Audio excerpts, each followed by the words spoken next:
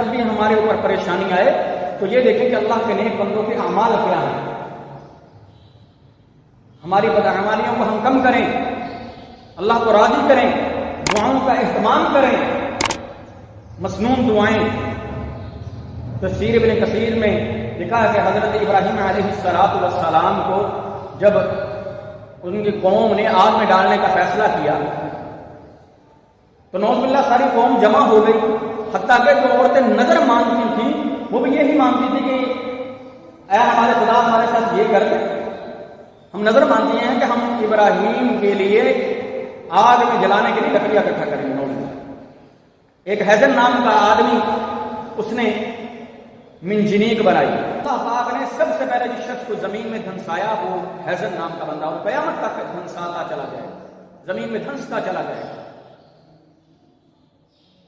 تو جب وہ تیاری کر رہے تھے تو حضرت ابراہیم علیہ السلام ایک دعا کر رہے تھے، آج ہم بھول گئے ہیں، نبیوں کی دعائیں ہیں، خدا کی قسم اگر ہم ان دعاؤں کا اہتمام کریں تو اللہ ہماری ساری پریشانیوں کو، مصیبتوں کو دور کر دے گا۔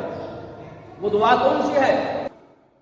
لا الہ الا انت سبحانک رب العالمین لک الحمد ولک الملک لا شریک لک۔ اس دعا کا اہتمام فرمائیے، انشاءاللہ اللہ پاک آپ کی ساری پریشانیوں کو دور فرما دے گا۔ صبح و شام دعا کیجیے، اس دعا کو پڑھیے۔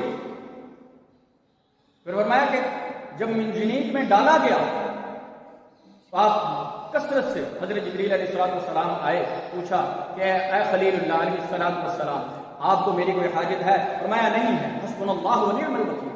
اور آپ اس کا بار بار ذکر کرتے، بار بار اس کو پڑھتے، میرے لیے اللہ ہی کافی، اللہ کا ارسال ہے۔ اللہ پاک عمل کی توفیق دے ہمیں، مصیبتوں میں اللہ کو یاد کریں۔ جب انسان خوشی میں بھی اللہ کو یاد رکھتا ہے، غمی میں بھی اللہ کو یاد رکھتا ہے، اللہ پاک بھی اس کو یاد رکھتے ہیں۔ اور جو انسان اللہ کو بھول جاتا ہے، نافرمانیوں میں پڑ جاتا ہے، اللہ پاک اس کو اس کے حال پہ چھوڑ دیتے ہیں۔